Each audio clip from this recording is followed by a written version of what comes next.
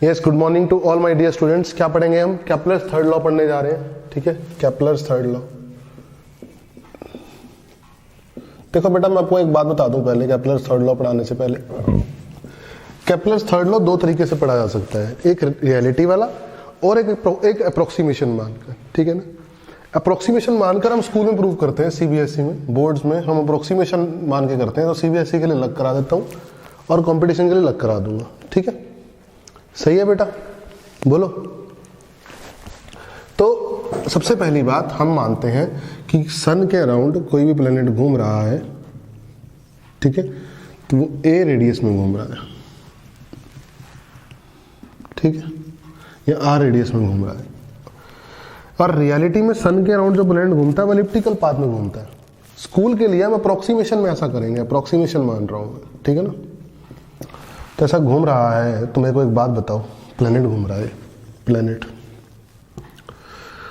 तो ये प्लेनेट को अट्रैक्ट कर रहा है, इधर अट्रैक्ट कर रहा है किससे? G mass of sun into mass of planet upon R square. और बाहर क्या लग रहा है? बाहर लग रहा है M mass of planet into V square by R. बोलो, सही है?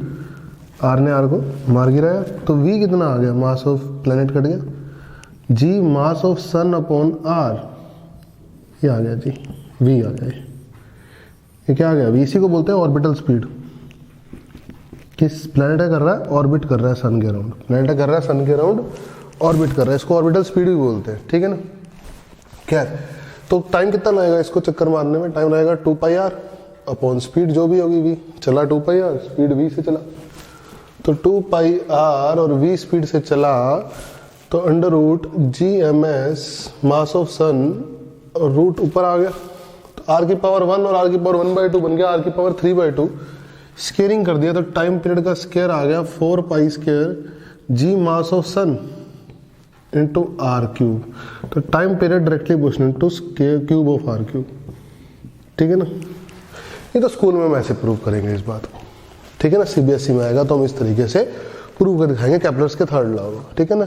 लेकिन रियलिटी में जो हमारा प्लेनेट होता है वो सन के अराउंड किस पाथ में घूमता है? एलिप्टिकल पाथ में घूमता है। ठीक है। अगर एलिप्टिकल पाथ में घूमता है तो कैसी कैलकुलेशन होने वाली है उसको देखेंगे हम। देखो ध्यान से, एलिप्टिकल पाथ में घूमता है तो कैसी कैलकुलेशन होगी उस बारे में बात करेंगे हम। ठीक है, चल, वेरी नाइस। ठीक है। अच्छा, एलिप्टिकल पाथ में घूमता है तो उस बात की कैलकुलेशन भी हम अभी नहीं कर सकते, मैं आपको बताऊं, क्योंकि वहां पर पोटेंशियल एनर्जी चाहिए। तो ग्रेविटेशन पोटेंशियल एनर्जी के बाद हम कर सकते हैं। ठीक है ना। नहीं तो आप ऐसे समझो कि gravitation potential energy between 2 masses होती है। ग्रेविटेशनल, इस फिलहाल फॉर्मूला यूज कर लेंगे अगर आप करना चाहते हो तो। अभी बिटवीन 2 मासेस, होती है, 2 मास है, ये m1 ये m2, ये r दूरी पे है। तो u से हम ग्रेविटेशन पोटेंशियल एनर्जी दिखाते हैं, वो होती है g minus G m1 m2 upon r। ठीक है ना। इसका यूज करूंगा मैं। ये कैसे आया, कहाँ से आया, सब बातें करेंगे लेकिन बाद में। फिलहाल मैं इसका यूज करूंगा। ठीक है, इसका यूज करूंगा मैं, तो इसको लिख सकते हैं आप। ठीक है। अब सुनो, तो हुआ क्या रियलिटी में? रियलिटी में ये प्लैनेट ऑर्बिट कर रहा है सन के अराउंड, ये सन है। ठीक है, कोई दिक्कत ही नहीं है, ये सन है। ठीक है ना। और प्लैनेट कर रहा है, ऑर्बिट कर रहा है, नो प्रॉब्लम। तो प्लैनेट की यहाँ वेलोसिटी कितनी है? v1 वेलोसिटी है। ये दूरी कितनी है? r1 दूरी है। यहाँ वेलोसिटी कितनी है प्लैनेट की? r2 दूरी है। और वेलोसिटी कितनी है? v2 वेलोसिटी है। सही है बेटा? पक्का? तो इसको मान लो पेरीहीलियन पॉइंट, इसको मान लो एपीहीलियन पॉइंट। मैंने आपको बता रखी है ये बात। ये r1 दूरी होती है a1 माइनस ई, और r2 दूरी होती है a1 प्लस ई। और आप जानते हैं angular momentum conservation, angular momentum conservation आप जानते हैं। ठीक है। अगर आप एंगुलर मोमेंटम कंजर्वेशन जानते हैं तो आपको पता है यहाँ पर एंगुलर मोमेंटम होगा mass into velocity, linear momentum into perpendicular arm, mv1 r1 होगा यहाँ मोमेंटम, और यहाँ भी वही होगा। एंगुलर मोमेंटम कंजर्व होता है केप्लर का थर्ड लॉ से। तो v1 r1 होता है 1 माइनस ई v2 r2 होता है 1 plus e. Angular momentum conservation, क्या लगाया? एंगुलर मोमेंटम कंजर्वेशन, सही है। पी और ए पॉइंट पे एनर्जी कंजर्वेशन, एनर्जी कंजर्वेशन लगाता हूं, एनर्जी कंजर्वेशन। तो total energy at P perihelion equal total energy at aphelion. बोलो, सही है। अगर मैं बात करूं तो पेरिहिलियन पे एनर्जी कितनी है? एक तो काइनेटिक है, हाफ एम v1 का स्क्वायर, प्लस साथ ही साथ पोटेंशियल है। पोटेंशियल बताई थी मैंने सन और प्लेनेट में, प्लेनेट का मास तो minus G mass of planet हो गया m, और मास ऑफ सन हो गया m अपॉन a r1 हो गया a1 माइनस ई, और एपिहिलियन पे half m v2 square minus G m1 m2 upon r, और r कितना हो गया? a1 प्लस ई। बोलो, सही है। ये क्या आ गई? काइनेटिक, ये पोटेंशियल पेरिहिलियन पे, ये काइनेटिक और ये पोटेंशियल एपिहिलियन। पोटेंशियल कैसे आई मैं बाद में बता दूंगा, फिलहाल हमने फॉर्मूला यूज किया है, ठीक है ना। तो क्या करेंगे हम, v1 v2 में रिलेशन लिखा हुआ है तो आप v1 निकाल सकते हो, v2 भी निकाल सकते हो। तो हाफ m v1 का square minus half m v2 का square G m 1 minus a1 minus e minus G m a1 plus e, m cut गया तो हाफ v1 का स्क्वायर, तो v1 का स्क्वायर आ गया है ना, माइनस v2 का स्क्वायर, v2 का स्क्वायर आ गया, v1 का स्क्वायर 1 माइनस ई का whole square upon 1 plus e का whole square whole square on 1 plus e का होल स्क्वायर, ठीक है। यही आएगा, बोलो। और ये कितना आएगा?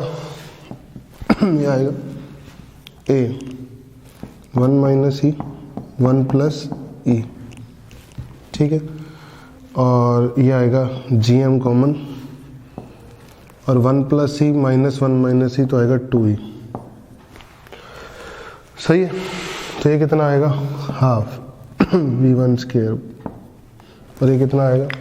1 प्लस ई का whole square, 1 square plus e square plus 2e minus 1 square minus ई square minus minus plus 2e यानी 4e अपॉन 1 प्लस ई का whole square, G M 2e a 1 minus e 1 plus e, 1 plus e से 1 plus ई cut गया, ई से ई cut गया, 2 4 और 2 cut गया, v1 कितना आ गया? जी एम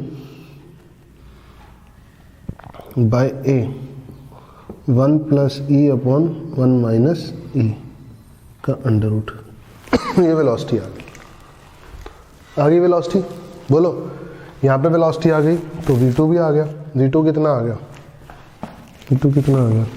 v1 से मल्टीप्लाई कर दो इसको, 1 माइनस ई को 1 प्लस ई से, तो रूट आ जाएगा ऊपर, उल्टा हो जाएगा, जी एम अपॉन ए उल्टा हो जाएगा, ये ऊपर हो जाएगा 1 माइनस ई, नीचे हो जाएगा 1 प्लस ई। वेलोसिटीज आ गई, बोलो। इन पॉइंट से वेलोसिटीज आ गई, सही है। अब मेरे को बात बताओ, ध्यान से देखो, ठीक है। तो areal velocity is constant, areal velocity होता है dA by dt total area upon total time is equal to क्या होता है? Angular momentum upon 2m। होता है कि नहीं होता, बोलो। तो टोटल एरिया कितना है? पूरा चक्कर मारने का एरिया, एलिप्स का area, area of ellipse, area of ellipse होता है, area of ellipse pi A B.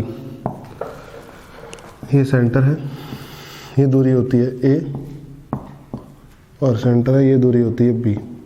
तो पाई टाइम्स ए बी होता है एलिप्स का एरिया, ठीक है। सही है। तो total area pi times A B T L upon 2m। जब डालूंगा मैं यहाँ पे सब्सटीट्यूट करूंगा, ठीक है ना, तो मैं इस कैलकुलेशन को हटा सकता हूँ, ठीक है। कैलकुलेशन को हटा सकता हूँ मैं, वैल्यूज रख लेते हैं बस अपने पास, संभाल के कैलकुलेशन हटा देते हैं, ठीक है। तो किसी में भी एंगुलर मोमेंटम डाल दो, चाहे इस वाले में डाल दो चाहे इस वाले में डाल दो, तो मैं इसमें डाल रहा हूँ। तो टोटल एरिया हो गया pi A B upon total time, angular momentum हुआ एम वी वन मेरा R one upon 2m, mass से मास कट गया, वी वन कितना है under root G M by A 1 plus e upon 1 minus e into R one. A R one कितना है ए 1 minus E by 2, बोलो सही है, ऐसे ही आएगा।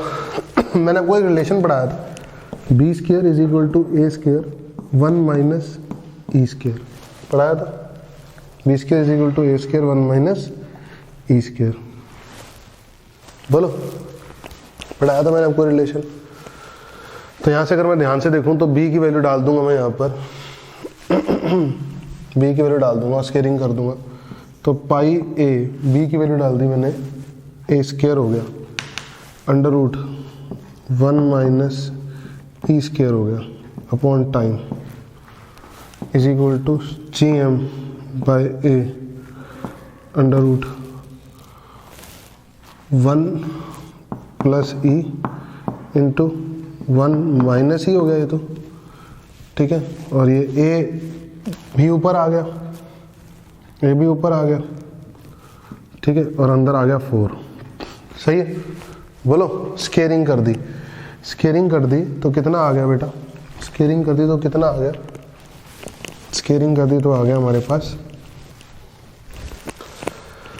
पाई स्क्वायर, है ना, पाई स्क्वायर, और ये कितना आ गया ए की power 4 1 minus e 1 plus e 1 minus ई स्क्वायर अपॉन टाइम पीरियड का स्क्वायर, इधर क्या आ गया g into mass upon 4 1 plus e 1 minus e into A. तो ध्यान से देखो 1 माइनस ई 1 प्लस ई से 1 माइनस ई 1 प्लस ई कट गया, है ना, ये कट गया, ए से 4 कट गया, 3 आ गया, ठीक है। तो कितना आ गया टाइम पीरियड का स्क्वायर आ गया, इधर ले आओ टाइम पीरियड के स्क्वायर को, 4 pi square upon G M into A cube. This is the main relation, actual relation, this is the actual relation. Actual Kepler third law होता है टाइम पीरियड का square is directly proportional to cube of semi major axis. Time period का square is directly proportional to cube of semi major axis, ठीक है। Reality में semi major axis होता है ना कि आर, ठीक है। तो इस बात का आप ध्यान रखेंगे, this is Kepler third law, this is what Kepler third law.